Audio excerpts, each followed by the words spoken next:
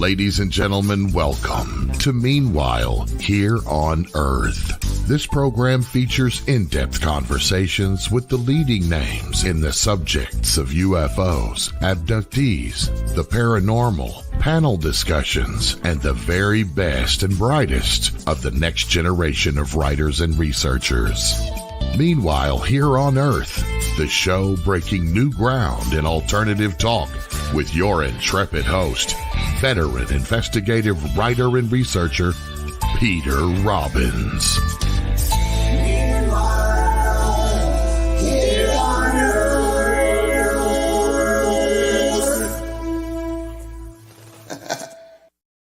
And yes, it is Here on Earth, Meanwhile Here on Earth. And there's a story behind the name of this show. I had decided to call it Here on Earth, giving myself a lot of latitude away from the subject of UFOs and the paranormal. And I bounced the title off of a friend of mine named Travis Walton. Travis, as some of you may know, is a man of few words. If I can say something in 10 words, he will find 2 to say the exact same thing. And I told him that I had named the show Here on Earth. It was quiet for a few moments, and he said, quote unquote, "I like it, but you're missing a word."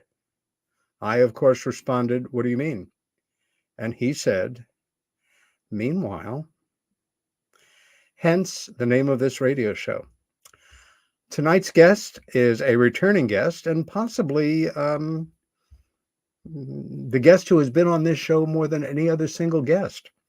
Steve Bassett is a political activist, disclosure advocate, and the executive director of Paradigm Research Group, aka PRG, founded in 1996 to end a government-imposed embargo on the truth behind extraterrestrial-related phenomena. He has spoken to audiences around the world about the implications of disclosure, which is, of course, the formal confirmation by heads of state of an extraterrestrial presence engaging the human race. Steve has lectured around the world on the political implications of UAP-ET phenomena and given over 1,200 radio and television interviews. PRG's advocacy work has been extensively covered by national and international media, including being featured on CNN, Fox News, CNBC, and the Washington Post and the New York Times. In 2013, PRG organized and conducted a citizen hearing on disclosure at the National Press Club in Washington.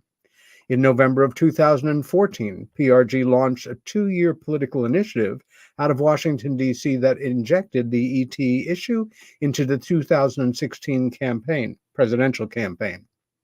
Bassett has appeared in many documentary films, and his lectures and interviews are well represented on YouTube. Today, a central subject of discussion for us will be the newly created Hollywood Disclosure Alliance, an organization intent on bringing UAP-ET researchers, authors, and experiencers together with content creators working across every aspect of the global entertainment spectrum, which I think is amazing. Steve Bassett, welcome back to Meanwhile Here on Earth. Yes, nice to be with you again, as always. Steve, are you in Los Angeles? Is this your home in Los Angeles you're speaking from? No, in this case, I'm in D.C., and I don't expect to get back to Los Angeles probably until early January, but it's possible I might get back sooner. But I was out there and just got back a few days ago. Let's get right to it. First of all, like me, and many of our viewers and listeners, I'm sure you are a fan of movies and films, which sometimes, of course, deal with this subject, sometimes with extraordinary sensitivity, accuracy, research, and a great plot. Other times, hysterically bad films. There have been more terrible, laughingly funny, unintentionally not great movies using UFOs, aliens, and such subjects as themes, but there have also been wonderful films on the same subject, and they go right back to the dawn of filmmaking. What has never existed, of course, is the time frame we're in right now, where the disclosure process is more and more a public thing. The ridicule factor seems to extinguish itself more and more as time passes. And is this an idea you came up with, and start with the genesis of where this came from and how you brought it to the point that it is. Yeah.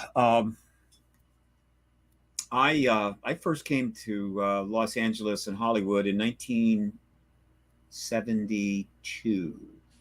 Got to Rodeo Drive.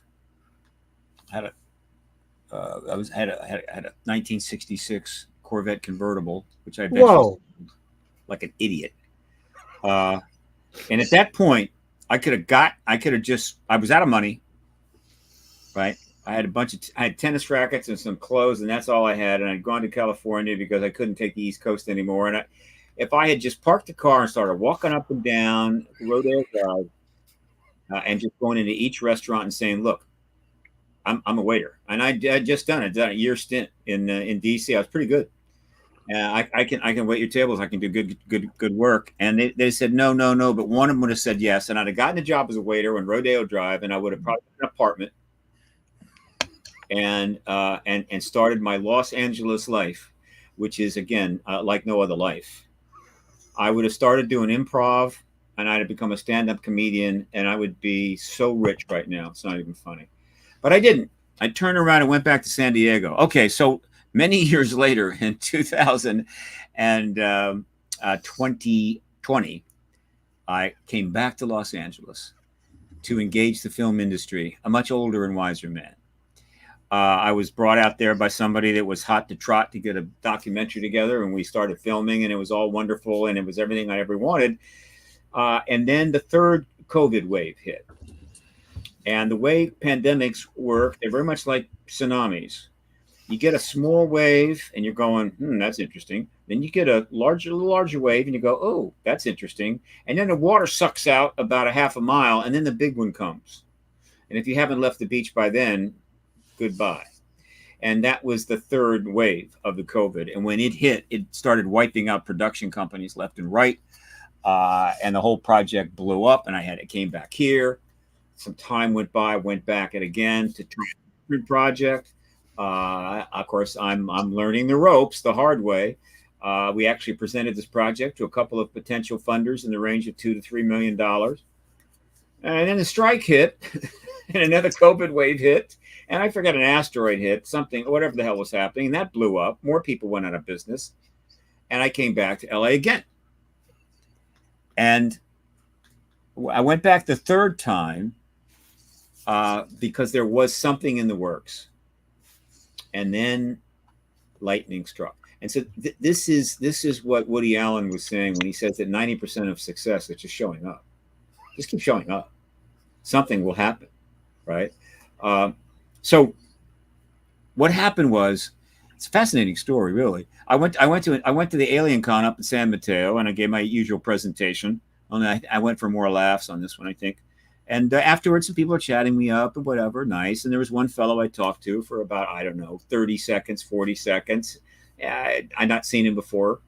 And I started walking away, and he happens to say, as I'm walking away, oh yeah, by the way, I'm a Hollywood publicist. I pivoted so fast, I almost blew a disc. I just, sat down and said, oh, really? Well, isn't that interesting? Right? And we chatted it up a little bit. And I said, I could use a publicist. And he said, yeah, sure, let's talk. And so I gets back to LA, and then shortly thereafter, we get together in an Italian deli. I say an Italian deli. It's what it was. It's not a full deli. It's not an Italian restaurant. It's an Italian deli. Okay, which is halfway to deli, which is where we eventually wound up. And so we sit down, and I said, well, what do you think we can do here? Meaning, I'm thinking, what can we do as you as my publicist? And he said, I have an idea. I said, what is it? We should create the Hollywood Disclosure Alliance. And instantly I said, oh yeah. Because you see, years before, all the way back in late 2012, 2013, I started, when we were working on the citizen hearing on disclosure, there was a big studio there. And so once a month we held the ET Media Group. And because we had a large email list of people in the industry, as well as ET people, we were sending it out. And we'd get 30, 40, 50 people who come in and just kind of talk it up, maybe have a speaker. And I was trying to get the film industry people to kind of connect, because that is a good thing, right? Because the film industry is where the bucks and the productions are, and the ET world is where the information is. Yeah. So, but that eventually, didn't go anywhere. It was an amateur thing, and it was okay. A couple people came in. It was interesting. So that now we're talking. That's 2013. Now we're talking 10 years later, and he says Hollywood Disclosure Alliance, and I'm going, oh yeah. And this fit perfectly into a mantra that I've been putting out a lot, and that is referring to the famous quote by Hunter Thompson, the great Gonzo journalist. He had many great quotes, but one of them was this one: "When the going gets weird, the weird turn pro." And well, is there anything weirder than the UAP world and the people in it? And so things are getting even weirder, and it's time to turn pro. Now, the reason we've been amateur and not pro is not our fault. The reason is that the government and the truth embargo was designed to fence us in, keep us out of the mainstream, minimize the funding, not get a lot of help, all that kind of stuff. Just do your own thing. Just don't bother the government too much. And so we did what we could do, the best we could do with what we had. But the tech kept getting cheaper, and people started doing a lot of self-teaching on how to run cameras and how to do filming and everything else. And so we're creating docs and we're doing podcasts and all this stuff. So it's not pro yet. The big money's not there. The money's just simply not there. And so, but disclosure is coming, whether you want it or not. And as it comes and when it arrives, it's time to turn pro. If you don't, you're going to be left behind. Yeah. And so Hollywood Disclosure Alliance. Now, here is where it gets really cool. The reason that he brought this to my attention, the reason that he had the idea in the first place, is something I knew nothing about. 30 years ago, roughly 30 years ago, because he's been a publicist in Hollywood for something like 40 years. I mean, he's been there, he's done it all. Now he's kind of independent, and he's a publicist, and he's actually working with several of the people I know now. He was the publicist for an organization launched 30 some years ago called the Environmental Media Association. Now, this was a different matter. What we just did was a bootstrap operation with two broke guys. What that was a massive enterprise launched by Norman Lear and his wife, and it started off with a $1 million awards dinner. And this organization had one fundamental raison d'etre, and that was to connect the film industry and all its resources and what have you, and the environmental activist movement, which was huge and still is, because environment is a big thing, and there's all kinds of separate activist components to it. It's massive. And so the idea was to connect them so that the film industry could be not only well informed as it put out messaging and address the issue, but also that they could have the resources to, again, message with, and everybody wins. Wonderful idea. Big name star showed up for that. And even to this day, the organization still exists. And if you go to the website for Environmental Media Association, you can see a list of their quote board. It's filled with movie stars and stuff. And I think they've put out something like 5 billion imprints. So that alliance, or that association, has been facilitating the messaging on and the connection with the film industry on the environmental issues for 30 years. One can say how much success that has created, but nevertheless, he was involved in that. And that's what gave him the idea for the Hollywood Disclosure Alliance. Now, this is a different animal, slightly different animal, for a very important reason, and why it's even, I think, more significant and relevant. Not relevant, but more potentially productive. Unlike the environmental activist movement, the entire citizen science research, documentarist, activist, journalist effort in this issue has been walled off from mainstream society by a truth embargo. The government created a truth embargo, right? On one side was the regular world and regular journalists and regular filmmakers and regular teachers and universities. And on the other side was a bunch of lunatics that actually thought there was extraterrestrials here. And the trick was to keep those two apart so that the lunatics did not get too much traction. And it worked. 76 years. I call that other side an intellectual ghetto because I think that's what it was. They created an intellectual ghetto for, quote, ufology. And so the wall worked very well. But that wall is coming down like the Berlin Wall very fast. And as it's coming down, the potential now for these two sides to get together, but there isn't an obvious way other than individual efforts. And so what's the Hollywood Disclosure Alliance? It is a network designed to connect all aspects of the professional film industry, writers, directors, producers, funding, money, camera people, cinematographers, whatever, the whole 9 yards. And the people that have done the research, the activism, the journalism, and then created the documentaries in this field on the other side of the wall, and give them the opportunity to connect in order to create the content of the post-disclosure world. Why?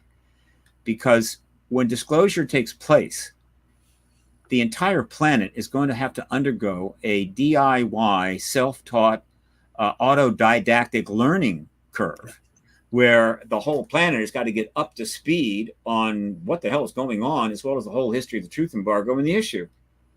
And well, that's going to be a lot of content.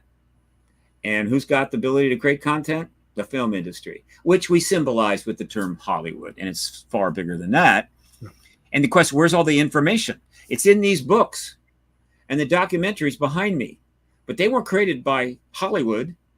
They weren't created by the government. They weren't created by the National Science Foundation. They were created by the people in the intellectual ghetto of ufology. And so we want to connect the two together so they can get the messaging right, they get the information right, they can draw on each other's resources to educate the world. And, need I say, make some money. The Hollywood Disclosure Alliance will make no money. It will sell nothing. There will be no subscriptions, nothing. It will fund itself through donations from people that think it's a good idea. It will be it's already a nonprofit in California with a 501c3 pending. Good. It already has a group of officers, right? And it is essentially underway, but the website is still in development, HollywoodDisclosureAlliance.org. You will see some changes there, but the fundamental site is there, and we're underway. All right. So here is how it works.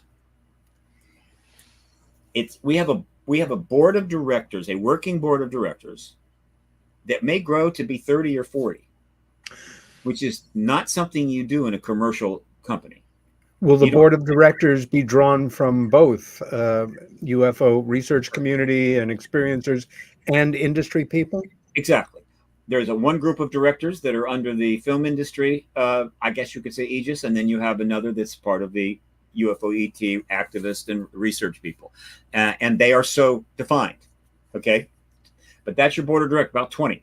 Now, but this is not a commercial enterprise, it's a nonprofit. And so you can have that many directors because while they are a working board, they're not going to have much to do. They're just going to maybe meet a couple times a year. But these directors who have, say, a higher level of credentials and gravitas are the front, what you call the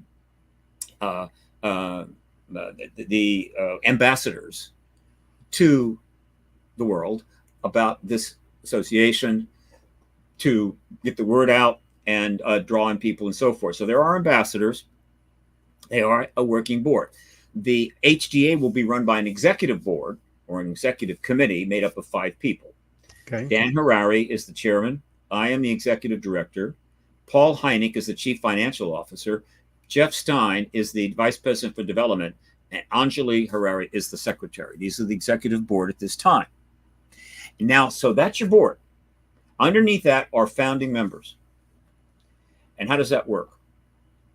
A founding member is an endorsee of the Hollywood Disclosure Alliance by virtue of the fact that they have allowed their name, photo, and profile to be put up on the website. And they are broken up into 2 groups, film industry founding members and UAP ET founding members. And it's true that some people have a foot in both sides, but generally it's clear which side is the most appropriate. And now we have approximately 23 film industry founding members, and we have 45 UAP-ET founding members, and we're going to build up the film industry group quickly and get it more in parallel, more in sync. And these are endorsees. And then underneath those will come the supporting members. Everyone that gives a nickel or a dime or a dollar to the HDA will be listed as a supporting member. And it is my intention, the board will decide, confirm it, that anyone gives more than 1,000 or more will get a highlighted name in that list. And that's the supporting members. And underneath that are subscribers. In other words, you can subscribe with an email address. You'll get some emails once in a while, and we'll kind of keep you informed. That's about it. So that is the structure of it, right? In order to be a founding member, you need to be referred in by another founding member or a board member, and then there will be a decision whether to include you.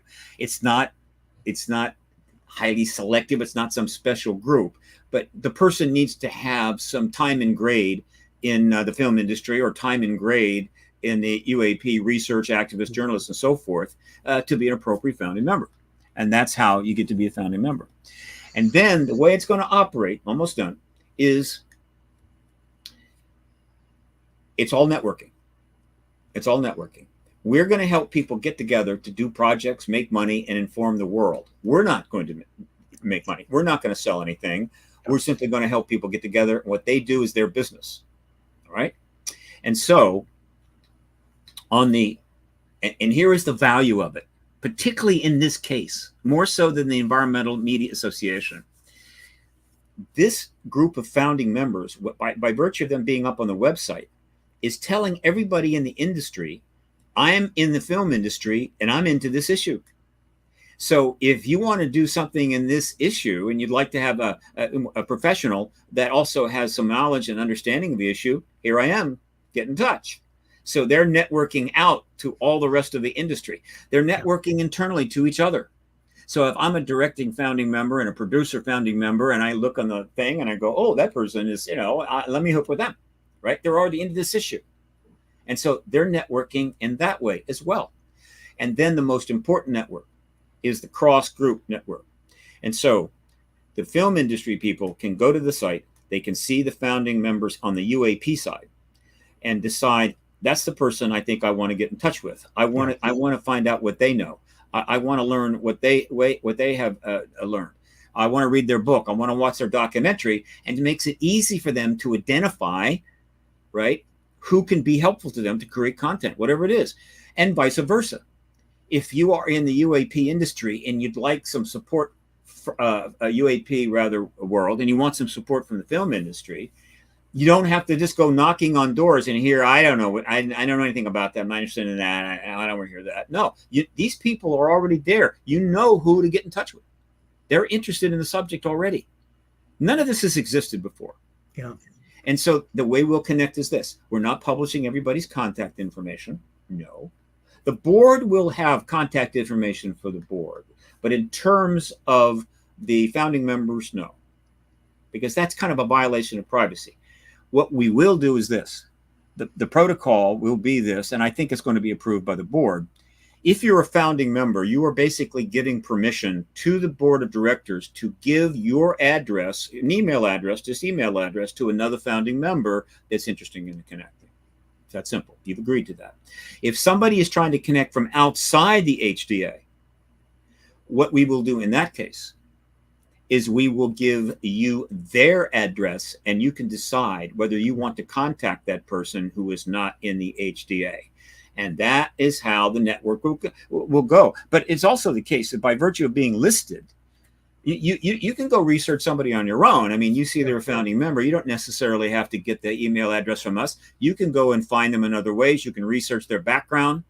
And so you're going to see a lot of research and analysis and what have you, and people are assessing each other as this thing grows.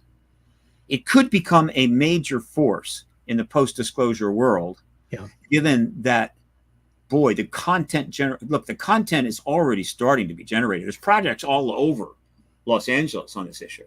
Most of them are in various levels of development. You're about to get a fire hose of stuff. But to give you two examples, that represent what's coming, but also represent the value of the HDA. Number one, Bad Robot, owned by J.J. Abrams, double-A list guy, top of the heap, Hollywood. He does a documentary series on the subject, drops it into Showtime. It's called UFO. Highest rated show in the history of Showtime. Great. JJ's in, whatever. Love to have him a founding member. A little harder to get those A-listers, but who knows? It could happen. But it's notable that they did not get consulting from the other side. They did not talk to the people that know this issue. And so on episode 4, it was a disaster. They screwed it up. I offered to consult. Polite decline. So episode 4 went bad. Second example, the old gentleman you may know called Steven Spielberg, who has done some movies about ETs, you may recall those, does a documentary series, his first one. It's called Encounters, drops on Netflix, 4 episodes. Not bad, but one of them got screwed up. One of the episodes screwed up big time because he did not get consulting from the other side. And in this, I'm going to get specific here because this really irritated me. Yeah. This episode was on aerial school, Rua, Zimbabwe.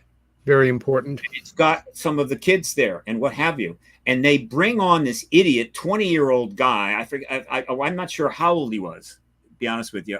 He might have been 20 at the time. And he comes on and they give him a platform to say it was a hoax. I generated this hoax. Utter mistake. Now, look, we all make mistakes, and I don't want to get on the wrong side of Steven Spielberg. I'm simply saying that the Hollywood Disclosure Alliance is specifically being created to avoid those kinds of mistakes. I'm particularly surprised that this episode was bollocksed because it's one of the best researched, best presented. I mean, if you just went with Randall Nickerson's 14-year epic documentary on the school event. Aerial phenomenon. Yeah, I think sometimes there's a desire, let's do something, controversial and see what happens, as opposed to use this time as well as we can. I want to jump quickly, Steve, to the thought that one of the best drive mechanisms that one can have for a radical new idea, and this is that, is individuals who are passionately involved in the subject and want to see it succeed. We haven't mentioned the name of the publicist that you've created this with. Oh, yeah, Dan Harari. Forgive me, of course. Dan Harari, PR, Asbury PR. That's his name of his company, and of course, I fully intended to do that. The reason I bring it up is because I think it was last February or March, I got an email from Dan, who I had never heard of, telling me that he had just published a book, a what if tale, called After They Arrived. And would I be interested in reading it? And if I liked it, have him on the show. And indeed, I did have him as a guest in April, I think. And I was the very first person to have him as a guest on any interview show. One of the things that really touched me the most about Dan was the backstory, his father's connection with the subject, which was so intense that it created, again, the drive mechanism, so to say, to create this fantasy, this book. So I know that you are involved with somebody here who is passionately devoted to the subject, no question about it. Look, this is often the case. It's almost a given that when you see somebody in the mainstream world that, particularly in recent times, that starts to engage this issue, it's because there's a backstory. There's a lot of backstories out there. I have a lot, and many of them will never become a factor in their lives, but in many cases they are, and it's the backstory that gets them involved. I have an agent now, Sean West. Now Sean West is the agent to the UFO world. He's representing more people in this field than anybody. I wish I had gotten to him sooner. To be honest with you, I didn't really have an angle or maybe something to have an agent, but I got one now. And Sean is into this because of an event that happened to him, which is one of the most remarkable UFO stories I have ever heard. Now, just, think about that for a second, because I've heard a few. And that was one of the key motivators for him, and so forth and so forth. So, yes. And of course, you hadn't mentioned it yet, but let me mention it. You, Peter Robbins, are in fact a founding member of the Hollywood Disclosure Alliance on the UAPT side. Okay. And believe me, we're going to have many more, but right now we have a bit of a problem. And look, I could easily invite another 50, just right off the top of my head, to come in, but we got to keep the balance between two sides. And right now we have almost twice as many in the UAP side. So as soon as we get some more film industry people in on the founding member side, we'll start bringing in more founding members on the UAP side. I anticipate within about 60 days, we should have about, let's see, what do we got now? About at least 100 founding members and a board of around 25 or so, which is substantial. We'll see how that goes. So that's the Hollywood Disclosure Alliance, HollywoodDisclosureAlliance.org. Check out the site, and but know that it is going to be adding stuff very soon and become a little more sophisticated, but we wanted to get underway. Now, Steve, you have already had a event which included a number of founding members. Am I correct? That's just recently in the past weeks. Well, we launched. We actually had a launch. Again, my partner is a public relations guy, so we had a launch. So first of all, a scoop article was printed in the Deadline, which, along with the Hollywood Porter, these are the two publications in Hollywood that do all of that stuff, right? That and Variety, yeah. Variety, right? So you got three there. And so we had a scoop article there. And then the board met for an initial dinner, launch dinner at Musso and Frank. Now, Musso and Frank is one of the elite restaurants in all of Hollywood, period. I mean, it is that way. I mean, it's like top people go there. And we were able to get an arrangement there, a very satisfactory arrangement. So we launched it there. And then the next day we had a lunch at the Musso and Frank restaurant for about 35 founding members and most of the board, some of which was on Zoom. So we had a Hollywood launch, as you say. Appropriate, right? I was supposed to be there, but 2 days before I was to fly, I got COVID finally. After 4 years of not having COVID, it was my time. How are you feeling now? I'm still, I'm getting better, but it's kind of like it just lingering stuff. But I'll tell you, I tested myself. I think I forget the day, but because I was feeling just a little off, it was negative. 2 days later, I was feeling worse, and I tested myself, and that line came up in like 15 seconds. Boom! It's like you're supposed to wait 15 minutes. Hell no! I put the thing down. I put it down. I look back, and I go, Jesus! That damn line was like, and I'm going, oh God! I got the real deal. Fortunately, congratulations. Thank you. I got the HV1 variant, the new one, the new boy Show in town. off. It's been moving from the West Coast to the East Coast. Marvelous. And the HV1 is mostly a throat virus. It mostly goes for the throat, which is good. All right. And I have a doctor. I called up immediately, got an antiviral, and I'm just way ahead of the game. And I'm going, okay, fine. And then this went on for, I think, 2 days. And I'm thinking I'm kind of, I'll get over this soon. And then I'm sitting there. I think I was actually watching a game, and all of a sudden I started to shake like this. My hands were going like this, and I'm doing this, and I'm not chilled. I'm not sweaty. I'm not anything. I'm just shaking, and I'm going, well, this is not good. what the hell is this, right? So I call up my doctor and I said, I'm shaking without any reason. And he said, you need to go to the emergency room right now. And so I managed to get myself to the George Washington University emergency room. And I walked in. There was about 75 people in there. And I'm going, oh, that's not good. So I went up and I said, well, I'm positive for COVID and I can't stop shaking. And they said, have a seat. I was in about 13 minutes.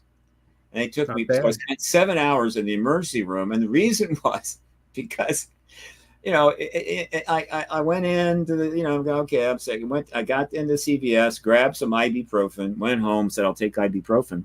Should have gotten Tylenol. Why? Because, again, this virus is odd. It does odd things.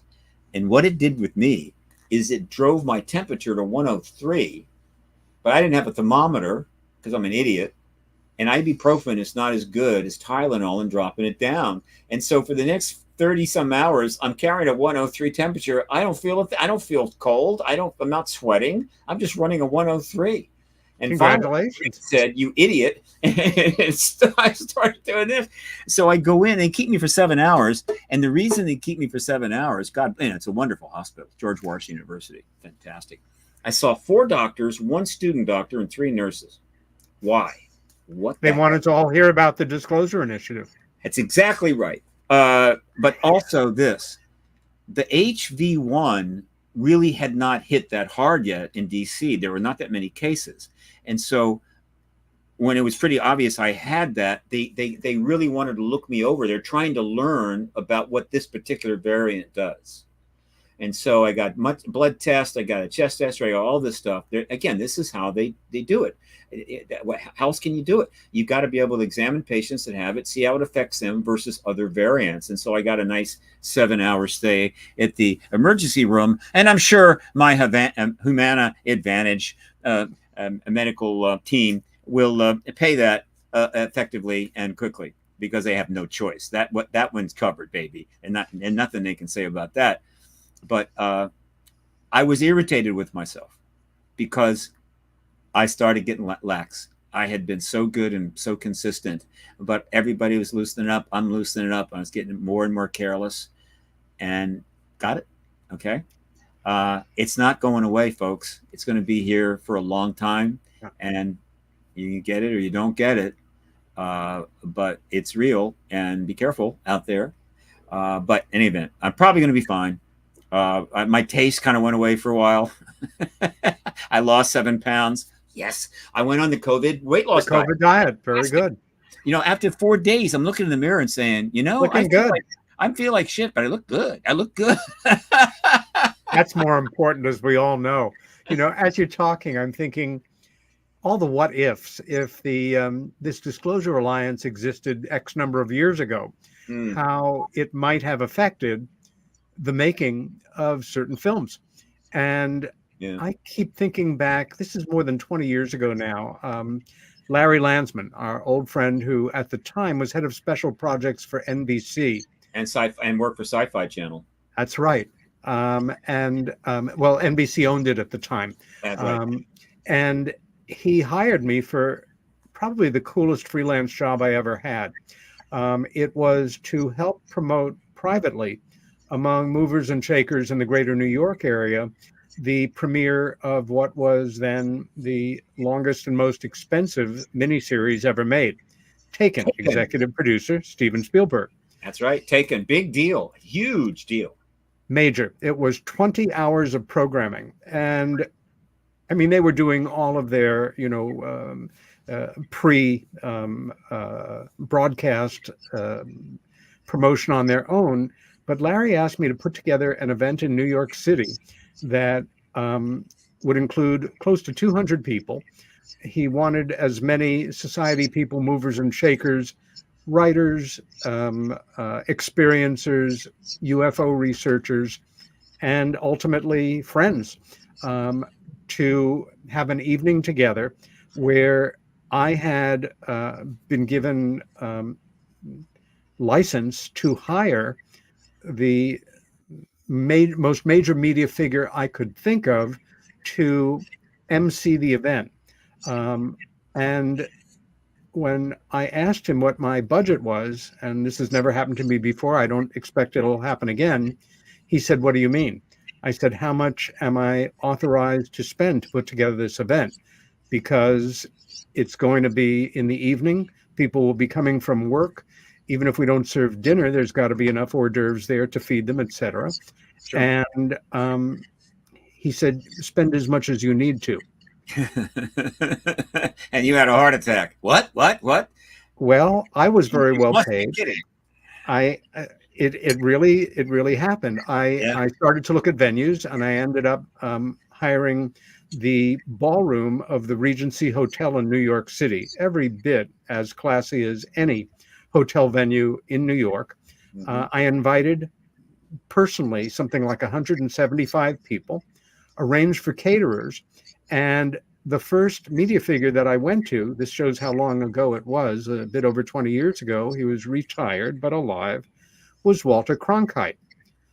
His people told me that he wished me luck, but he was not interested. I know he's been approached by a number of people, and the answer has always been, "I'm not interested." What can I say? I then went to Jim McNeil of the McNeil-Lehrer Report, and he actually mailed me a note on his stationery, and it simply said, "Not my thing, Jim." I then went to Scott Simon of NPR, who was very excited about the possibility, fascinated by the subject, and very frustrated because his first book had come out, and he was now going on a book tour. I thought about it, and I remembered a news guy going back to the Vietnam era who wasn't a pretty boy, but on the ground, and just a solid newsman named Morton Dean. Dean worked for a number of news networks over the years. Yeah. And I called him, and he said, "I am interested." When I was a cub reporter in Connecticut, my very first job as a reporter was covering a UFO story. I then hired John Mack, Bud Hopkins, and David Jacobs to be a panel. The CEO of NBC opened the event, and it was a remarkable evening. With that as backstory, the miniseries Taken is very much worth watching. It's when we learned in the UFO research community about a year before that this was in the works, and this is, I guess, is my point. I know for a fact because I network with them, Dr. Mack and Bud and Dave Jacobs all contacted the Spielberg organization saying that they had heard about this project and they would put literally their archives at the service of the writers of the show, be happy to network, consult, make referrals. Yeah. And they were politely all turned down. Exactly. The entire series, 20 hours of programming, was written by one writer, and not bad at all. I'm not familiar with but him before. each 2-hour episode was directed by a different director. That's right. Yeah, that's right. And most of it for me, and I watched it very critically, especially the first time, was entertaining and lively and engaging and enough factual material that it worked. But they hit a point about 2/3 in where I just had a problem with one particular dynamic, a pair of actors who every time they came on, it was like you remembered, oh, I'm watching a drama and these are actors chewing up the scenery. Yeah. I wish these people had been cast differently. Not that that decision would have come under this, but just to know that there is now a future possibility of a clearinghouse of our colleagues, people who have been doing this for decades or are newer at it, but completely engaged, smart as whips, doing their research, and that dream machine that we call Hollywood that makes films about this subject, many of which are just goofy and lighthearted, many of which are engaging and very deep, but few of which really walk that line, that tightrope between real information and genuine entertainment, which I think is a wonderful thing to aspire to. I read a fair amount of historical fiction when I want to get away from this subject or history. And historical fiction can be incredibly engaging, enjoyable, satisfying, or incredibly frustrating. And here's an opportunity to build something new. And remembering back to, well, I don't remember it personally because it's about 120 years ago, but the beginning of film per se. And, racist that he was, but people like D.W. Griffith, who invented in great part the form and made it up as they went along. We have a potential new frontier here in the world of entertainment, which is very exciting. Let me elaborate, though. You've opened up an interesting subject here. We're talking 2002, 21 years ago. And I think just based on what you said, I think you understand that this wasn't just any entertainment production getting a premiere in New York. And let's get some people in. We want to sell tickets and we want people to go watch it. No, there was serious intent here. That's why they wanted certain types of people there. What am I referring to? What I'm referring to is that there have been a number of attempts to maybe break through the truth embargo. Yes. And this is one of them. And it had plenty of money behind it. Yes. I was approached and I had a meeting with one of the sci-fi executives. It just didn't go well. They might have been considering me to do something, but I am an activist and I talked like an activist. And what you quickly learn is an activist, particularly a Sagittarian, is not going to pull any punches. He's not going to sit down and tell you what he knows you want to hear, so you'll give him a job or something like that. No, that's not what I'm going to do. And so I wasn't included in any way. But again, I was present at the launch of the Coalition for Freedom of Information, which was part of the Taken project. In other words, they not only were creating this 20-hour miniseries and inviting a lot of people in the field to come to the premiere in New York, they also, just about 10 days prior to the premieres, they launched this Coalition for Freedom of Information. And that's when John Podesta came in and introduced it. But the statements that are now legend about how it's time for the people to know the truth because they can handle the truth, and it's the law. And you can find that video. It's still up there. The entire video is gone, but hopefully it can be reclaimed. And I've sat there in the front row and said, this is a big deal. And the Coalition for Freedom of Information had Leslie Kean as the researcher. It had John Podesta's brother's firm, Podesta Mattoon, as the public relations entity. It had a K Street law firm.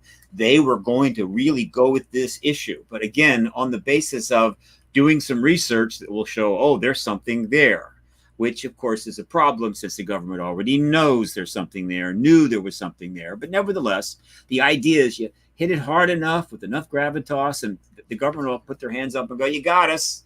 You got us. Yeah, it's true. But a big deal.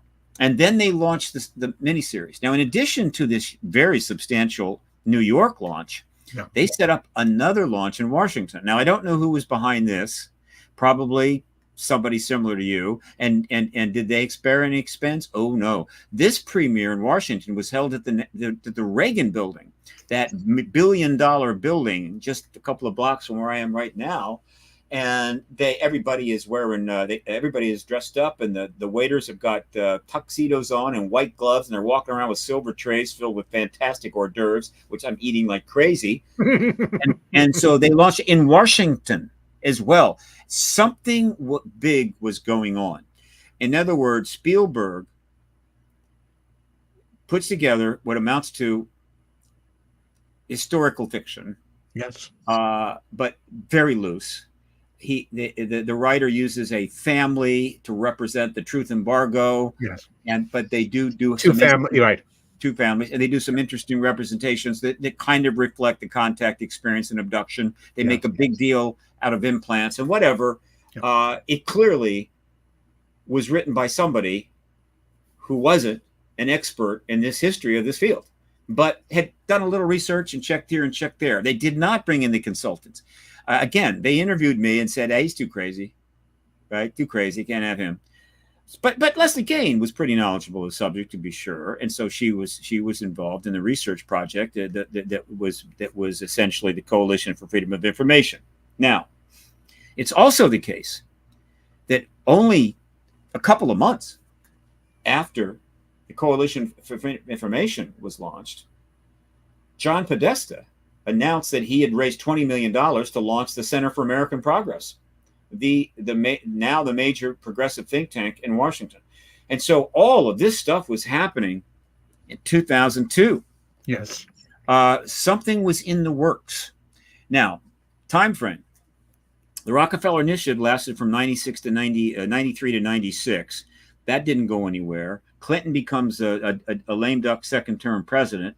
They attack him in every way they can, and finally get him on Lewinsky and impeach him and contain him. And then the election is lost to the Republicans. Okay, fine. Hillary Clinton, of course, has every intention to run for president. But the Rockefeller Initiative was getting a lot of attention. I mean, yes. Grant Cameron and I spread it everywhere, put it up on the website, put the documents up, sent the link out to all reporters, and just pushed the hell out of it. And so that was in play. Podesta was connected to it big time.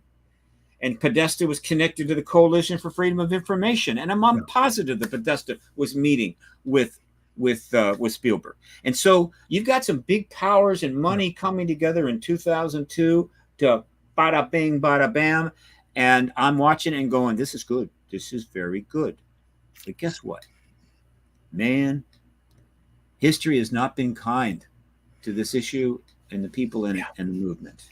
Because just the previous year, just again, to put it in context, it may have helped spur Spielberg's maneuver, probably not with with a connection to the person I'm about to mention, but the previous year, 2001 in May, when Stephen Greer holds a massive press conference at the National Press Club, the same press club where the Coalition for Freedom of Information was announced in October of 2002.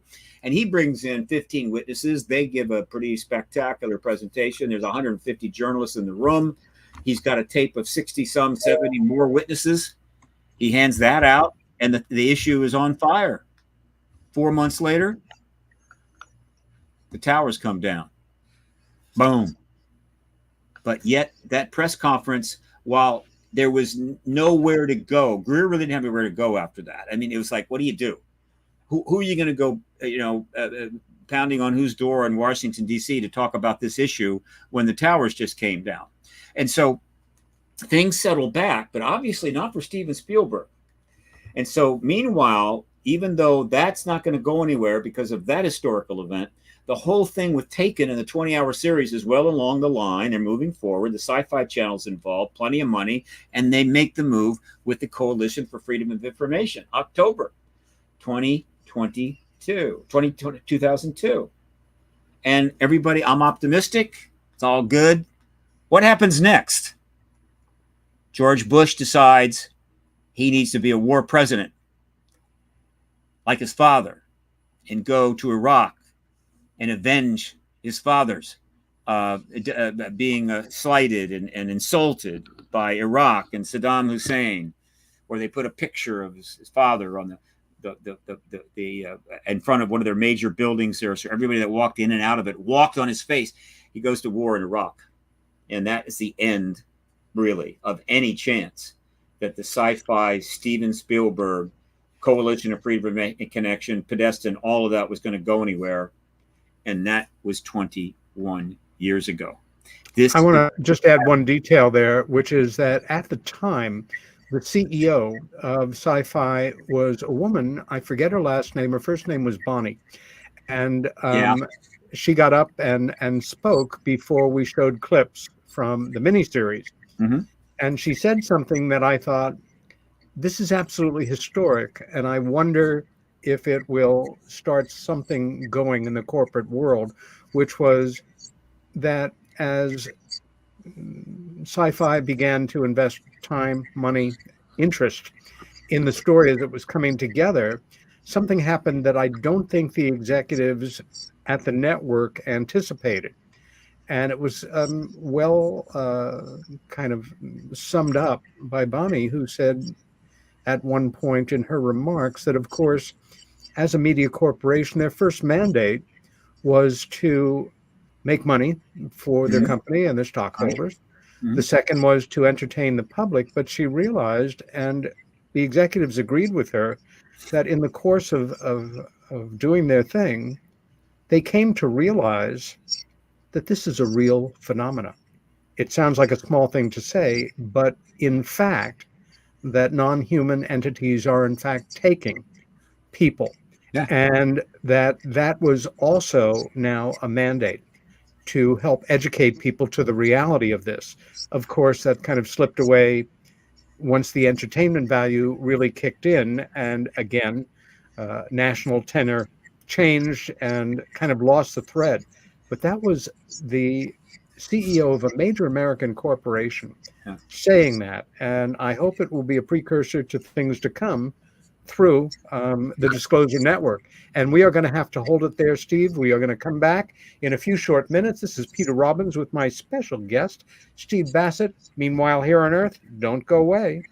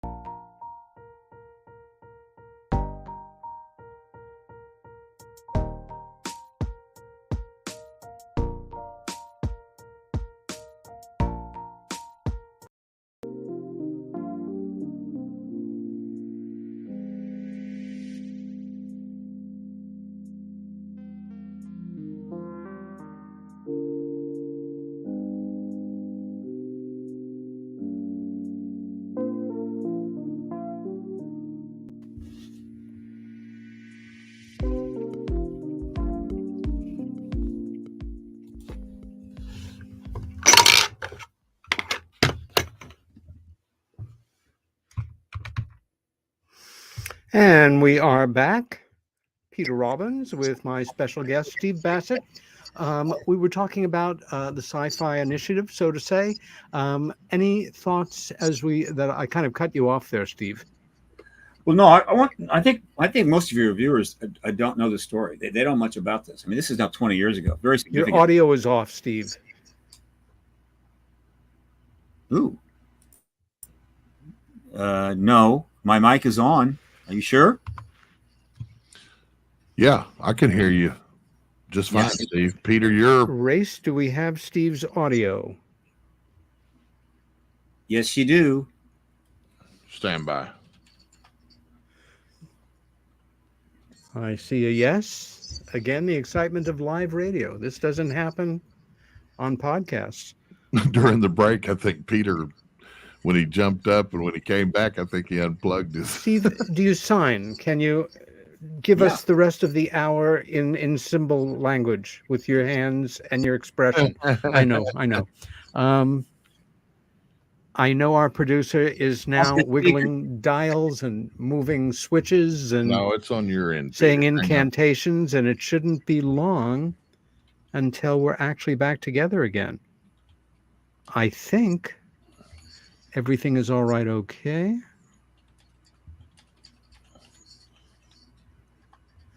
Well, I will say, if you have not seen the miniseries Taken, although we're off on a tangent here, it really is engaging and entertaining, and a wonderful showcase for the very young Dakota Fanning, who, for a child actor, held down her part and the narration of the entire series in a way that really added to it in a very fine way.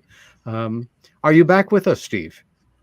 No, Peter. No, you are not. It's you. It's you. Check your mic. Plug your headphones into the bottom of the mic. I think it's going to happen.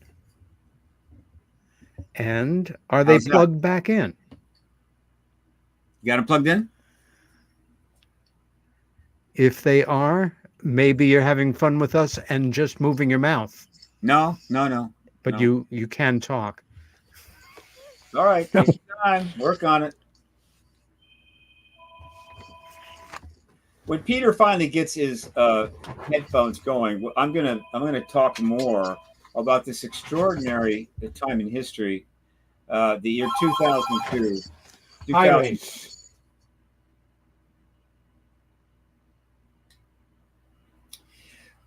When a significant effort was made to possibly punch through the truth embargo and end it then in early 2000, in the early aughts, could have been 2003, 4.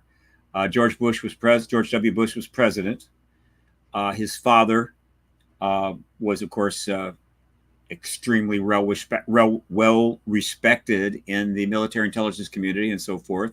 And so it would have been a president, even the son would have been, I think, a fairly comfortable president for disclosure to take place from the standpoint of the DOD, though there's so much that has to be done to set the stage for disclosure. I don't know if it could have been done in 2003, but nevertheless, something was going on, and Steven Spielberg was in the middle of it. And it's worth noting that after that, Spielberg stayed away from the issue. He would be asked many times about what he thought. He always demurred.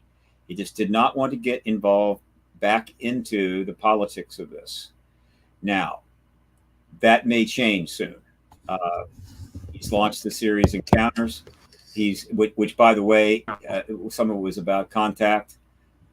Taken was about abduction. This is 2002. And not only was it about abduction, but it was about abduction and the truth embargo, which was symbolically represented by two families. In other words, these two families were creating the embargo, but they were standing in for the entire government. So in Taken, he brings the truth embargo in the way that they described it, and the abduction and contact events into the same 20-hour miniseries. This is pretty bold. Ultimately, though, he steps back, and we go another 21 years. In other words, prestige, gravitas, money, not necessarily enough when you're talking about a policy this intense, this important, and this committed to by a government. The truth embargo is 76 years on, and even in spite of everything that's come forward, it isn't over yet. But the last 3 years has been building the necessary infrastructure to end it and deal with the post-disclosure world that follows. So it's almost over. But this is just an episode from another time. John Podesta is still around in those years after 2002, even though the Clintons would not speak to the issue and still haven't. Podesta is interconnected with the issue repeatedly. So the connection between the issue and the Clintons still exists via Podesta, who's kind of stepped out of things for a while. And one of the things I'm eagerly looking forward to is how far down the road are we going to go in this before the Clintons drive on up and get in the lane, because they're connected to this issue all the way back to the early 1990s, and I can't imagine they're just going to sit and let this all unfold and not let the world know that they did what they could and took a shot at it, and get some of that historical legacy for themselves. We'll see, but the moment they step into it, it's almost over. But that may not be until after disclosure. We shall see, but they will get involved. So again, and I think you're back now, Peter. I think I am. This is something I want to show you. Hang on. This may intrigue you. What we have here, this is a poster upside down. There were a bunch of these around the Reagan building when they did the premiere there of Sci-Fi's Taken. Okay. And in this case, the premiere was part of what they call the UFO abduction phenomenon, a symposium. All right. Sponsored by Sci-Fi. Now, what's interesting about this is that I got the signatures on Antonio Huneeus, myself, Richard Dolan, Larry Landsman, Peter Robbins, Bud Hopkins, Larry Bryant, Danny Sheehan, Thomas Vitale, David Jacobs, and one signature I don't know. It is the only one of its kind, right? This is a pretty significant historical piece. I'm thinking, considering the possibility, because I'm about to file, very close to filing with Washington, D.C. and the IRS for 501c3 status for Paradigm Research Group and convert it from a sole proprietorship to a nonprofit think tank. Ooh. And start raising money that way, which is going to be, I think, helpful. It's going to be very helpful, and I think PRG can become a little bit more active. But I was thinking about maybe having what we'll call an open auction where I invite people to bid on this, one of a kind. It's a little beat up because it's been 20 years, got a couple of chinks, but there is no poster like it. No. And so if I get offered the right amount of money which will go to help fund PRG as a nonprofit, I might accept that offer. So we'll see. That's great. But that was an interesting night. We all had great expectations. Yeah. And guess what? The Iraq War took them all away. And there have been other instances like this. I mean, it's almost as if there is some sort of cosmic influence here that says, look, disclosure can't happen until this time. So let's pull the rug out again. Yeah, we admire your efforts here, but unfortunately, it can't happen now. So here's what we're going to do. Bada boom, right? It's like the Greek gods, bada boom, bada bam. I don't know, but it's happened far too many times to not at least elicit some suspicion that there's something going on. Anyway, 2003.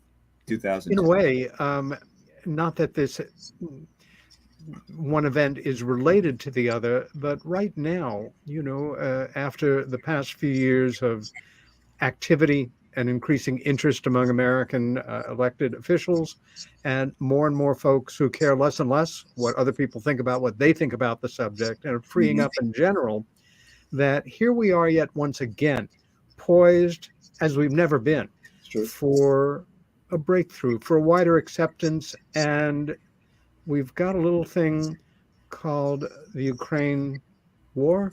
And we got more than that. We got more than action, that. Yeah, I believe there's some things happening in the Middle East too. Yeah, we got the Ukraine. A lot of people and take attention away.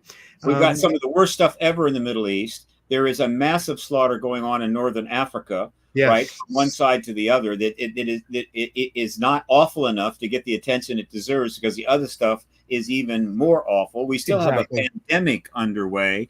It's hard.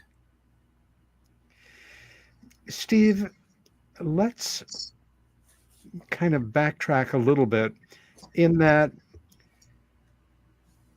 the disclosure process, the way you visualize it and put it forward, leading to a full acknowledgement by world leaders, and we'll focus on our own for the moment, Mhm. with kind of the doomsday clock clicking one click closer Yeah. as Putin kind of redefines the uh, possibility of a new nuclear buildup, and general anxiety being in the place that it is for so many folks today.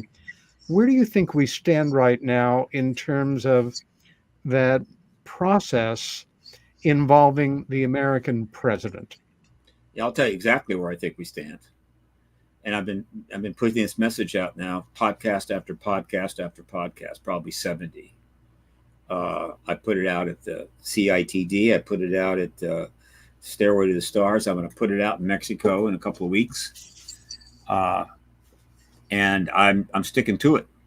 And no, but I can't get on the majors. In other words, Washington Post won't touch this. They won't publish an op-ed about it. I've already been kicked off of two very nice interviews at the last minute because somehow somebody came in and said don't bring them on, which is not very unusual. Doesn't happen very often. But I got my podcast buddies. I got lots of them, and so I can keep saying it. But this message needs to get to a much larger audience. I was slated to go on News Nation, which would have been perfect.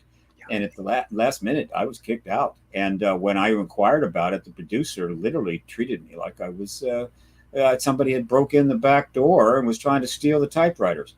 It was really remarkable. I said, what in the hell has happened here? Whatever. In any event, look, here's where we are. The last 3 years, there's been 6 years where this has been unfolding. The first 3 years was what we'll call preliminary, but it was the beginning. It was the switch was flipped, but the last 3 years is when the work started.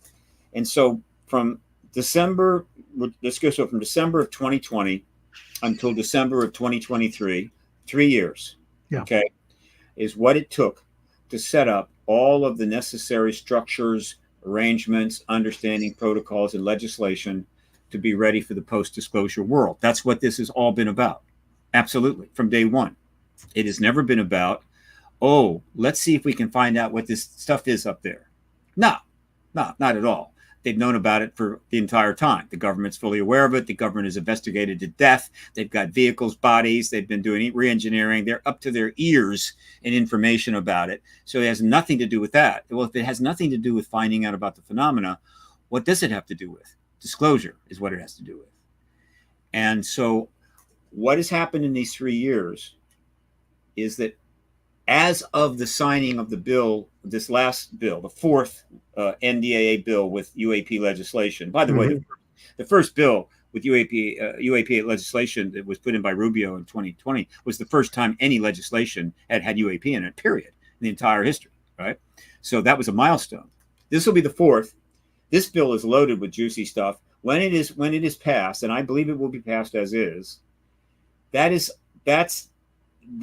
finalizes the what I will call the legal infrastructure that they needed. The Aero office, of course, has been set up for some time. That's been in place for a while. Right. The Congress has been fully briefed, substantially briefed. They're loaded with information of a type. NASA has been brought into the picture by setting up a UFO study thing just to make sure that it's on board. And we've had one hearing, but we haven't had the hearing yet. And so essentially, all the infrastructure is there for disclosure. Now, there's 3 reasons why it was done this way. One, and this is the most important one, and a lot of people, probably don't think about it this way, haven't thought about it, but let me explain it. Imagine this scenario. Our intelligence operations discover through their sources that, and let's just go back a year or something. Let's go back early in the Biden administration. Discovers that Xi Jinping has made the decision that he's going to go in front of his huge, Congress that they have there, and he's going to announce the ET presence and that they have technology and provide evidence, and basically China and Xi Jinping will be the disclosure president, the disclosure country. Yeah. And they go, oh my God, we can't have this. This can't happen. This can't happen. My God. And they say it's going to happen in 2 weeks. And so they make the decision We cannot allow that to be preempted. And so they go to the president, they go to Biden and say, you must disclose now. You have to disclose, like you have like a couple of days. And so Biden's, oh my God. And he gets it together and he goes out in front of the, the East Room, calls a press conference. Everybody, what the hell is going on? And he says, we're not alone. There's an extraterrestrial presence. Disclosure has happened. Now let's imagine this. What happens next? Here's what happens next. The next day, you have a mass of journalists and media descending on every briefing room anywhere within miles of the Capitol. You've got the journalists going nuts. The public is saying, what the hell? And everybody wants to know more. And none of this infrastructure exists. There is no legislation. There's no arrow. There's nothing. And they're going to have to somehow manage the most profound event in human history, making it up as they go. That would be really not good.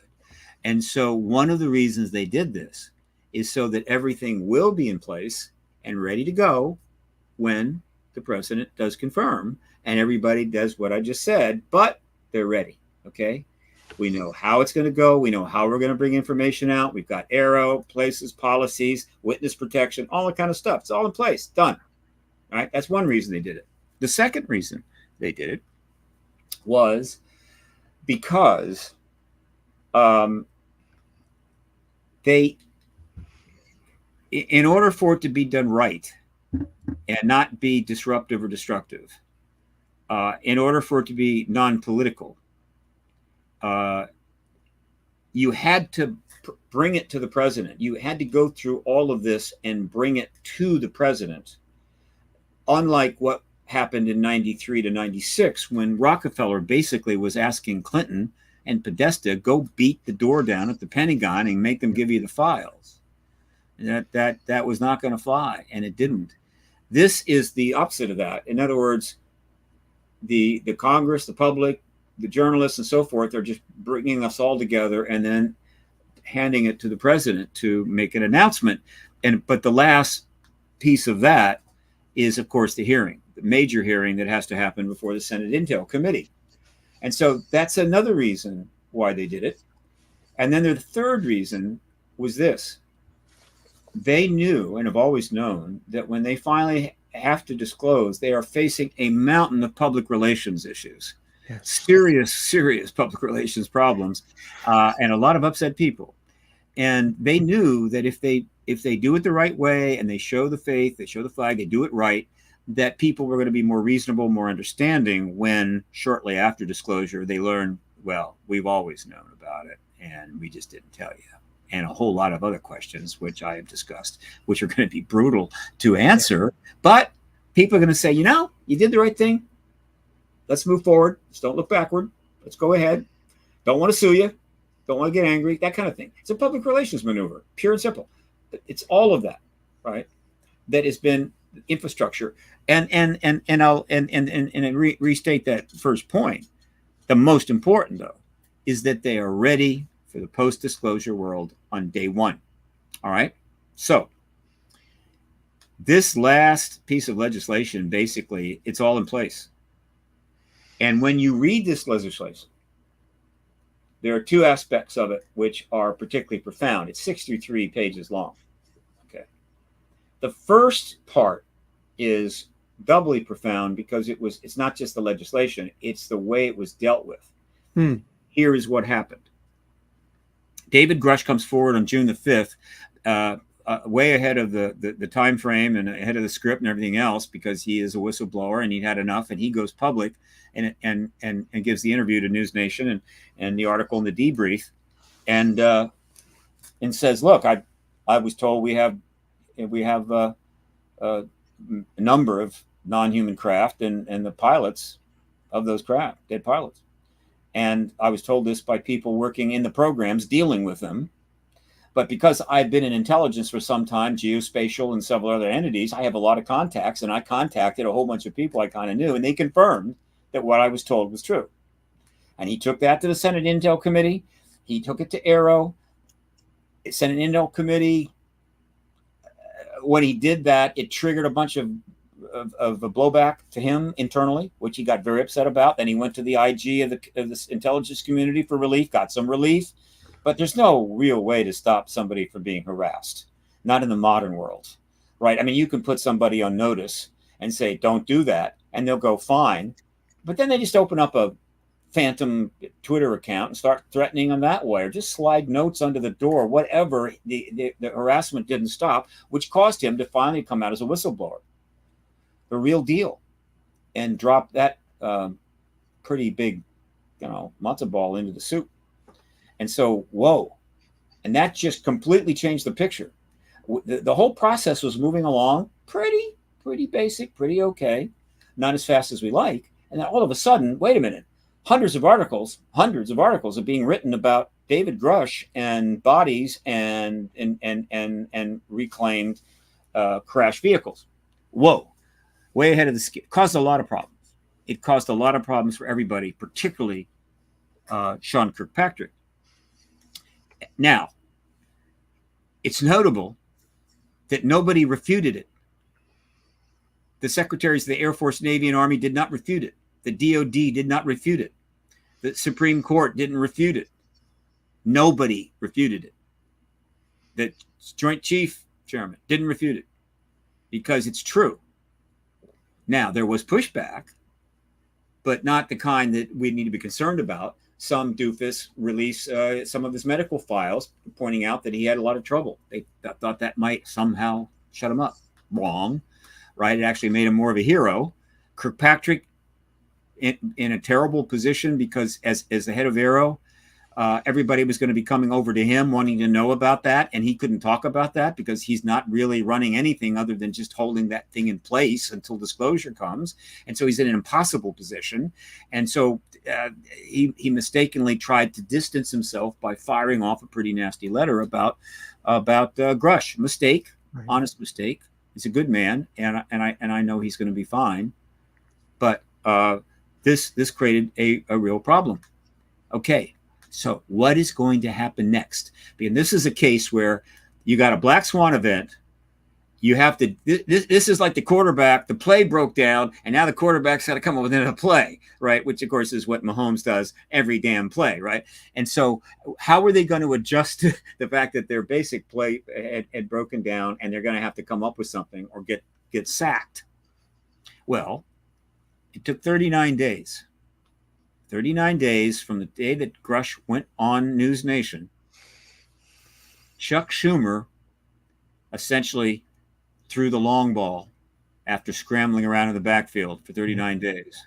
And what he did hasn't been fully appreciated yet. But what he did is out of nowhere, he announces that he is personally putting some language in the bill that is being put together for the NDAA regarding UAP. Pretty cool. He's not a member of the Intel Committee, but he is the Senate Majority Leader, so he can pretty much do that if he wants to. Yep. And he did. Okay. Well, that was interesting. What is it the language you want to put in there, Chuck? This language. Paraphrasing. In case you're some PFC that took a couple of items home from a crash retrieval event and just kind of, put them in the basement because they were kind of cool looking and you like to talk about them when you have beer parties. Or you happen to be a major government contractor doing re-engineering work on ETs and you've got full craft down in an underground facility. I need to remind you at this time that it belongs to the United States government. It doesn't belong to you. It belongs to us. And we are declaring through this law eminent domain on all of it. Now, let's parse that a little bit. First, if there are no crash vehicles, no ET tech, and no engineering programs, why in the hell would Chuck Schumer come out and declare eminent domain over something that doesn't exist? Okay, so of course, he just confirmed that, yes, we do have crash vehicles. That's why I have to do this eminent domain thing. That's one thing. The second thing is that, again, anything that's already in the government's possession, in government facilities and labs and what have you, you don't declare eminent domain over that. It's stuff that is not with the government, which means it's in the public sector, which means it's with those defense contractors. So he just sent a message to the defense contractors, like Lockheed Martin, where one of the directors was Steve Justice, who was one of the 10 people that came out in 2017 with the To the Stars Academy. They kind of stepped back, but he's still part of the group, I believe. Director of Lockheed Martin Skunk Works. Everybody knows that what that means. He basically said, guys, just in case you were wondering, it's the U.S. government, so don't get any ideas. And what ideas could they be having? This idea. I would project, or would have projected, that if disclosure happened on a Friday evening, which is when they probably will do it, by noon on Sunday, or Monday rather, defense contractors around the country are going to be shoving so many patents into the patent office and trademarking so many things as they all gear up to make trillions of dollars from that fantastic alien tech. Why not? It's shareholders. You got to serve the shareholders' value. You've got to make money for them and take cool stuff. And now it's just been confirmed that the ETs are here. They're going to go patent it. Well, guess what? That ain't going to happen now, is it? He preempted them. Disclosure hasn't happened, but eminent domain has been declared. So now they're on notice. Don't even think about it. So he did that. But what else did he do? 39 days after David Grush gave an interview to Ross Coulthart. He just confirmed it. He just confirmed that Grush is telling the truth. He just backed him up. So anybody else that wants to release medical records or make an ass of themselves got to understand that they're not just up against David Grush. They're up against David Grush and the Senate Majority Leader. He just confirmed that Grush is telling the truth, which confirms we have bodies and tech, which confirms that Roswell was real, which confirms that the government has known about the ET presence since no later than July of 1947. Booda boom, bada bing, bada bam. And that's not all he did. By making this move, which he had said nothing previously, he basically has told the world, I, the Senate Majority Leader, are totally down with the Senate Intel Committee and all that fine work they're doing over there and all those laws they're passing about this ET issue. I got their back. They're great. Love them. They're all wonderful people. Wow. That's a lot, right? That happened there. Eminent domain. Now, the other part of the bill that's particularly profound, but you have to read a lot of the bill to see it. What that bill does is essentially let us know that the government's ultimate intent is that everything that we have about extraterrestrials, every document, every research study that is classified, everything in the classified world is eventually going to come up through some well-defined processes and channels to be reviewed at a couple of different spots on its way to all of it ending up in the National Archives, the whole enchilada. As far as the crash vehicles, well, I mean, we've re-engineered and got our own now, so they'll end up in the Smithsonian. And that'll be a very popular exhibit, I can assure you. Now, does that mean it's going to happen right away? No. They just set up the process where it all can get there. Now, what comes first and how long it takes will vary, but I assure you there's going to be stuff coming up and moving through the system almost immediately because the bill lays it all out. It has a section called the Disclosure Control Program, right? And people go, oh, disclosure control, they're going to control it. Oh, the Illuminati have finally taken over. No. It is a program to control the disclosure process so it's done in an appropriate way and not create problems for the government, but it doesn't mean it's not going to happen. It just means it's going to be monitored and done carefully. That's all.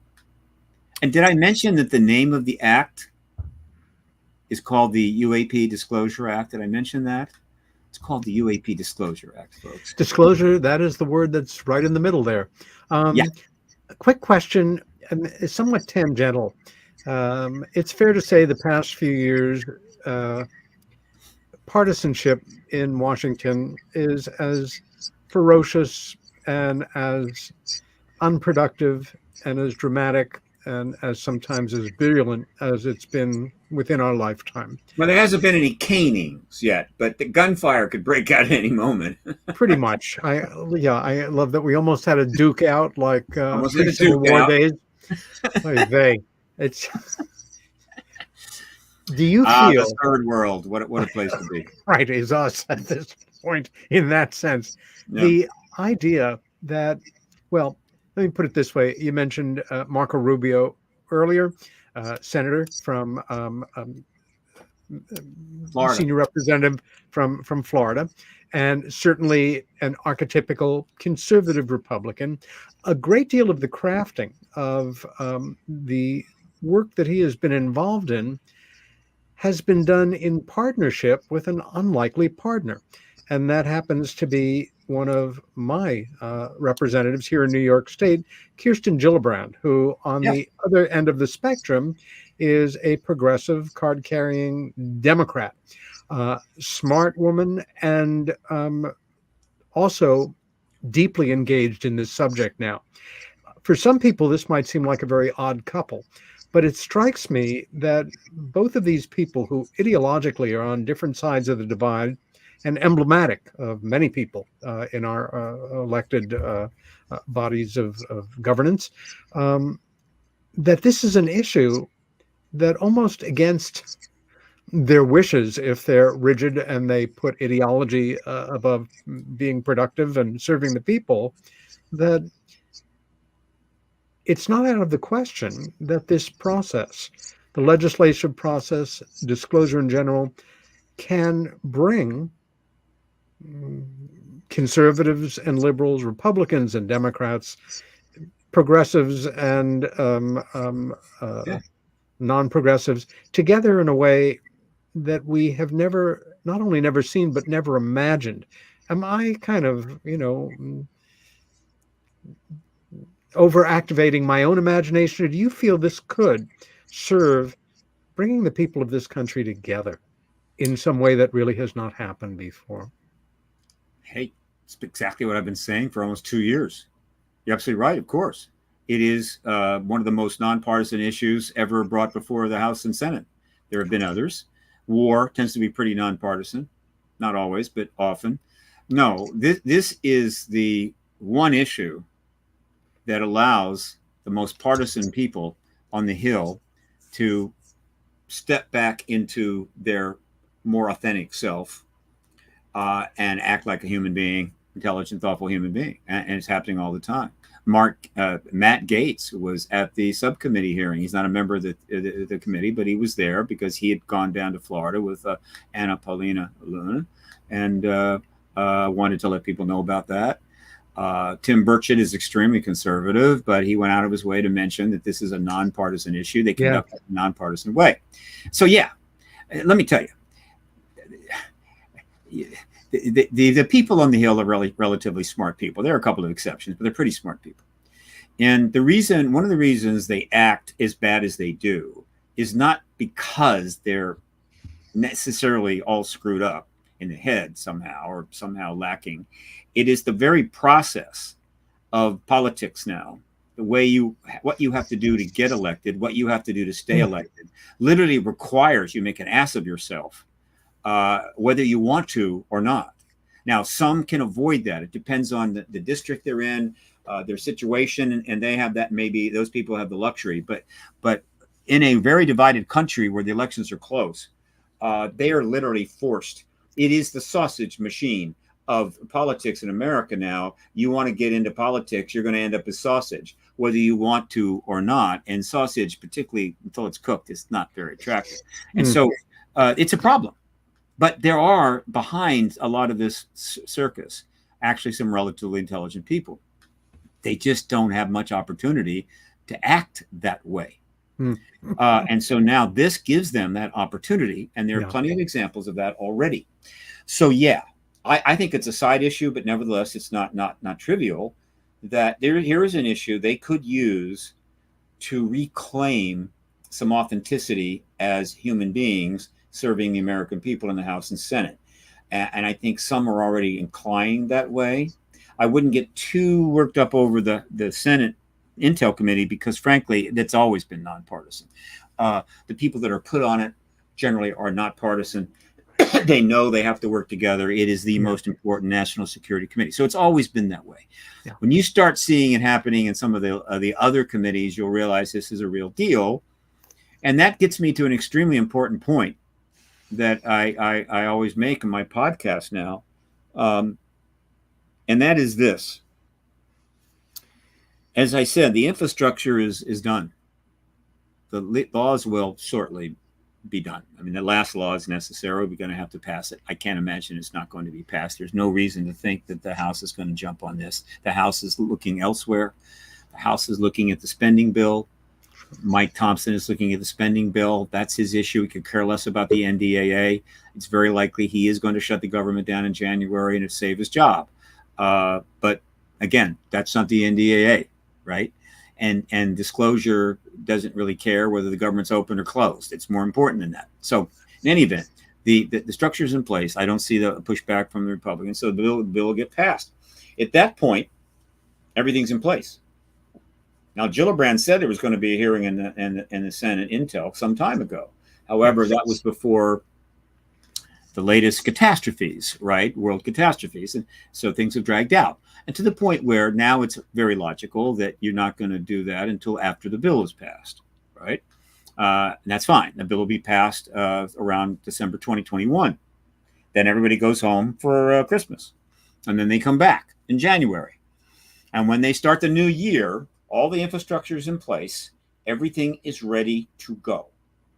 So at that point, the entire process at that point rests on the shoulders of just two people. And that is Mark Warner and Marco Rubio. Relatively good men. Not relatively good men. They're good men, smart men, intelligent men. Rubio has run for office, presidency, right? Mark Warner has not. But Mark is the actual chairman. Rubio is the joint chairman. But Mark is the lead guy. And so no problem there. It's all good. Now, let me be clear. Kirsten Gillibrand, Reed, or any of the other members cannot call a hearing before the Senate Intel Committee. The only person that can call that is Warner, period. And probably would do it with Rubio's essentially cooperation, meaning they would call it together. That's fine. But Warner, Rubio, these are the two people. And so they are the ones that are going to decide if that hearing is held. History, this entire process, the entire history of this issue, 76 years on, and the disclosure work that's been done in the last 6 years now stands directly on top of the shoulders of these men. And they are going to make one of the most important decisions ever made by any politician in the country. Somewhat more important than the decision that Biden is going to make, because it's not going to even be a decision for him. It's going to be literally served up, and all he has to do is accept the entree. These men have a real decision to make. Call the hearings in January, or come up with some reason to put it off. It may be, it could disrupt the election. How could you possibly disrupt the election that's going to be the most disruptive election of all time anyway? You can't make it more disrupt, right? Or some national security reason, or the Middle East, or whatever the hell they want to come up with. Delay it or call it. These are the two options, period. Now, if they delay it, I say, and I would love to be able to tell them in person, but I don't think that's going to happen. I wouldn't mind conveying it on, say, a nice national news show, but they're not inviting me on because this is not a scenario that apparently they want to hear, and no one else is talking this way. The fact is, if they delay it, I think it'll be a catastrophic decision, and here is why. Starting in February, late February, early March, the election really gets underway, the primaries begin, and now we go at it. And it's going to be absolute zoo. It's going to be bizarre, strange, exotic, the kind of thing that could consume the media 24/7. It's already kind of doing that. Nothing good's going to come from it. It's going to cost about $6 billion. And about 2,000 people are going to run for a seat in the House of Representatives and the 33 seats in the Senate, about 20-some or 30-some governorships, plus X number of relatively lesser, more important Senate state Senate seats, but just in the federal level, 2,000 candidates are actually going to be on the ballot for this election. And if they do not hold the hearing in January to set the president up to disclose, all of those people are going to have to run for office, going through all of the crap they're going to have to go through and having to play all the games they're going to have to go to. At the same time, hanging above them is the confirmed fact that we have alien tech and alien bodies, but it hasn't been confirmed by the president. And therefore, what do you say? They're going to have to answer questions that they can't answer. They're going to have to sputter and spin and bluster and whatever the hell and make complete fools of themselves through that entire election. The one issue that is truly nonpartisan, they're going to have to cough and moan and groan and whatever the hell and act like idiots. That's what Mark Warner will have done to this campaign and all of those candidates, because that issue is out. It's not going anywhere. And that's going to make the election even more of a fiasco than it already is going to be. On the other hand, if they do the right thing, hold the hearing, it'll last about a week, about 12 witnesses. Halfway in, the world's hair will be on fire, if you have any. The media will be going nuts. The audience will grow to probably 300, 400, 500 million. And when they get done, the president is going to be easily able to go out in front of the Eastling and say, it's pretty clear to me that we've got extraterrestrials here. And I made some calls. And yeah, it looks like we do. And hey, guess what? We're ready for this. And we're going to start getting information to you. And you're going to know more and more and more about this very soon. Thank you so much. See you on Monday. What happens then? What happens then is this. All of those 2,000 candidates will have a reasonable amount of time to start browsing those books behind me here. And if they're not good at reading, there's hundreds of documentaries they can go watch. All you do is put UFO in the search engine of Amazon, and boom, they all come up. Or YouTube. And they can watch 20, 30, 40 documentaries, listen to some podcasts in their car. And over a period of 60 days or so, they can get educate themselves on this issue. Yeah. And so when all 2,000 of them run, they're going to be able to answer intelligent questions. They're going to be able to convey to the public their view about the most important issue in the world. And so that the public has some idea of what they think about it and how they handle it and how they can speak to it as they make the decision whether or not to vote for them. And the extraterrestrial presence issue and disclosure will be fully embedded in the government that takes office in 2025, which is absolutely wonderful.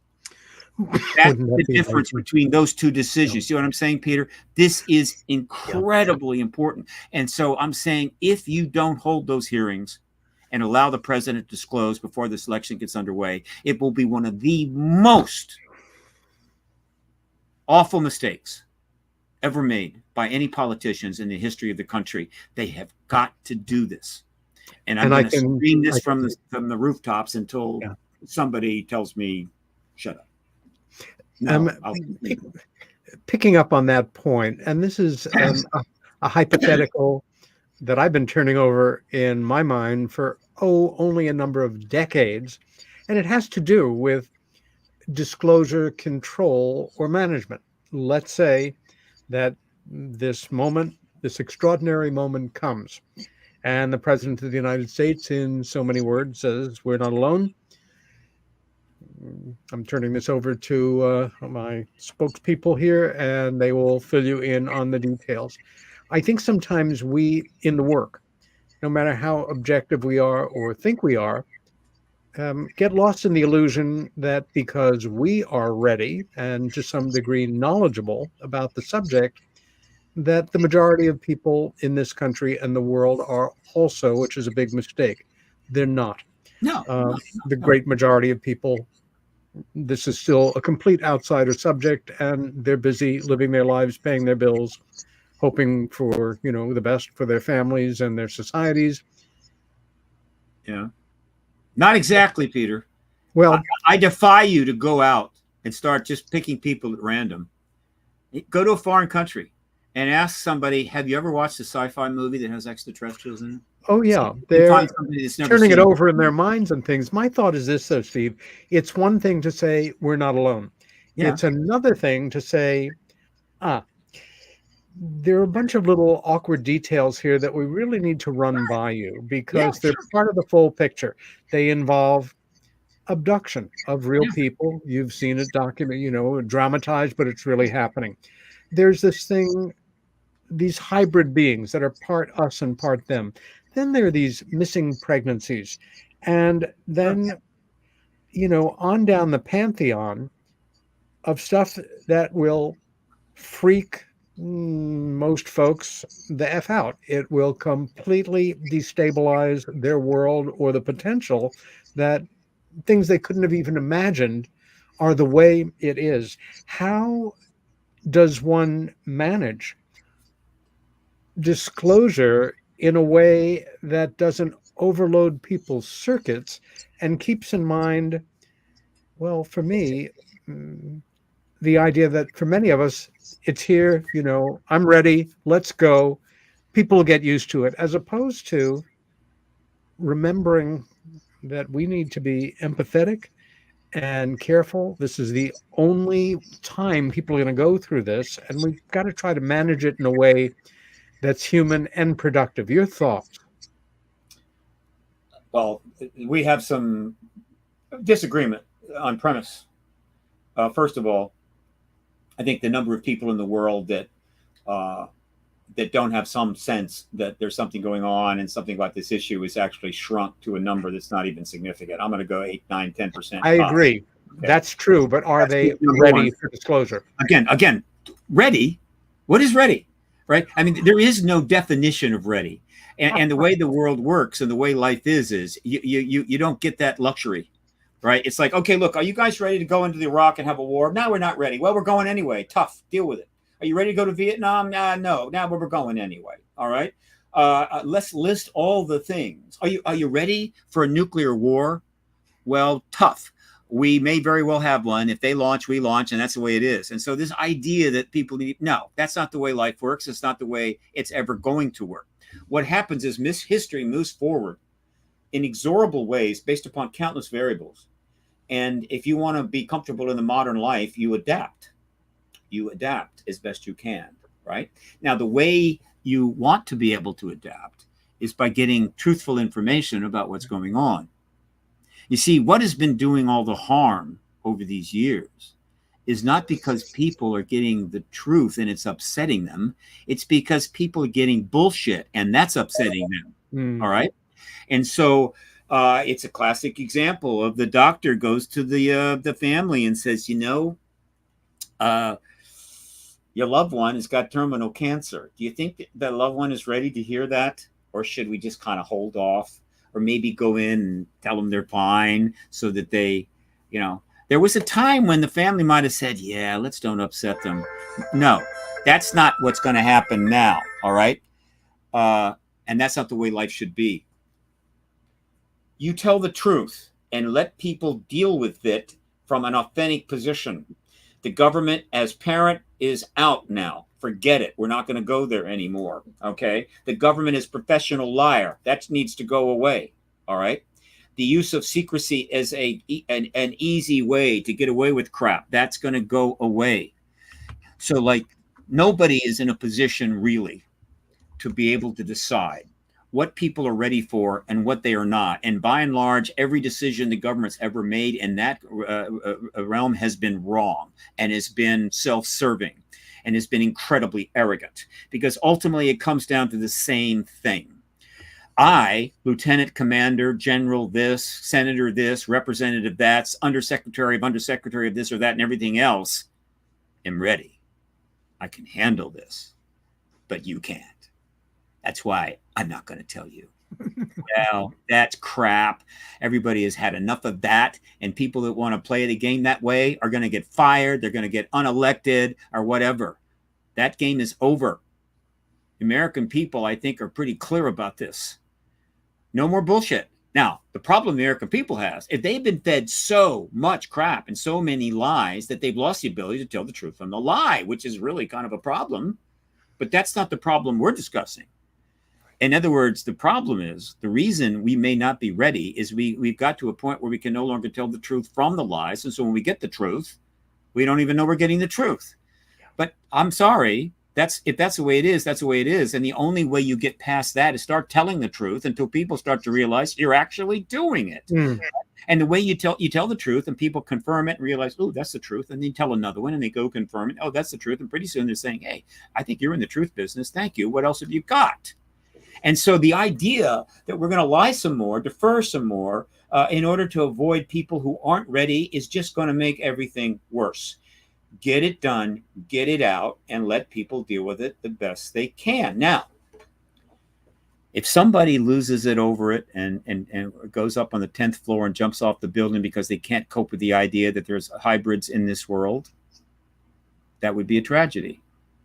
But for every person like that, 1,000 people are dying in this world because they're being lied to, manipulated, controlled, and led into God knows this disaster one after another after another. We lied our men into Vietnam. We lied them into Iraq. Let me tell you something. For every person the truth kills, lies kill 1,000. And so what's the choice here? The choice is simple. Tell the truth, hope for the best. And so, look, the problem in terms of being ready is not the public. I think they're plenty ready. The problem is the government ready for the inevitable public relations problems they know they're going to have? I think they probably feel they're as ready as they're going to be because of all the legislation and the work and the structure they've created. But as I've said many times in previous podcasts, here is going to be day one of disclosure world, the day after disclosure, 1 AD. All right. Every briefing room in Washington is going to be packed with journalists. Everyone, any briefing room where anybody's liable to say anything important, they're going to be packed with journalists.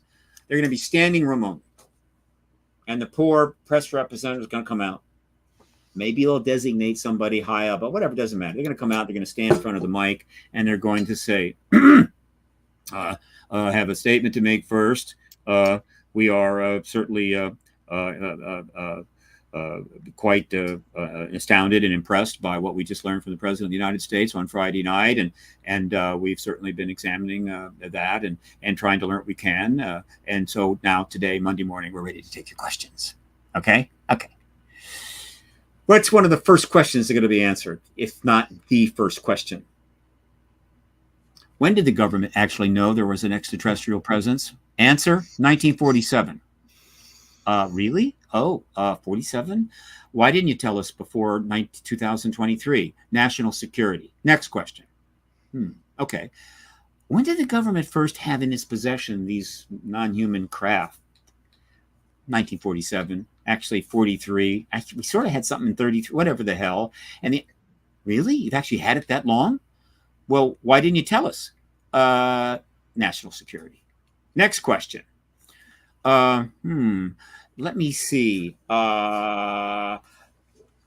You've had this technology all this time, and you didn't tell us. Okay. What about these stories of contact? Have these extraterrestrials, which we now know that you've known about since 1947 or earlier, there's a lot of stories out there that they're having direct contact with human beings. Some of it is not voluntary. What is that happening? Answer: yes. Don't think for 1 second they're going to say, I don't know. Really? You mean there's contact going on? We'll look into that. Or, oh, absolutely not. No, that would be political suicide. And so the answer is yes. And then the reporter goes, whoa, really? Yes? It's really happening? Yeah, it is. You mean they're actually doing what we've heard in so many of these stories, creating hybrids? The answer, yes. You see how awkward this is going to be for them, right? It's going to be really tough. But because they've done all this work and set this up and done the right thing, people are going to be saying, well, at least you finally did the right thing. Now, the questions are going to go on, and the level of discomfort will go up and up and up. This question is going to happen on day one in one of the briefing rooms, because a lot of these reporters, I've got 15,000 articles right now in my print media archive on my website, and that's out of triage from 30,000. And the total number of articles written in the press since 47 is probably in the 60,000 range total, if you want to get in the microfiche. It's like the stuff's been reported for years, decades. It's not like the journalists out there don't know who Stan Friedman is. They haven't read a few books. They know. They have, whether that doesn't mean they're going to cover it, doesn't mean they'll write an article, but now it's all bets are off. And so, yeah, here's the question. There is a story out there. There is research that indicates that we have actually had direct engagements with ETs, and that the government has got a treaty of some kind with one of the species in which there's a kind of carte blanche. We won't bother you if you're going to abduct people, but in return, we get some technology. Now, the answer to that might be no, but imagine if the answer is yes. Are you seeing where I'm going here, Peter? I am, and we are heading into our last 20 seconds, so I'm going to have to commandeer here. 20 seconds. I know. We've had our own missing time experience. Steve, always a pleasure and always an education. I wish you a very happy Thanksgiving, and I'd like all of us to keep in mind how fortunate we relatively are for all the poor souls who are just holding on to life now in the craziest, most terrifying situations human beings can go through. This is Peter Robbins, my very special guest, Steve Bassett. Happy Thanksgiving in advance. We'll see you next week.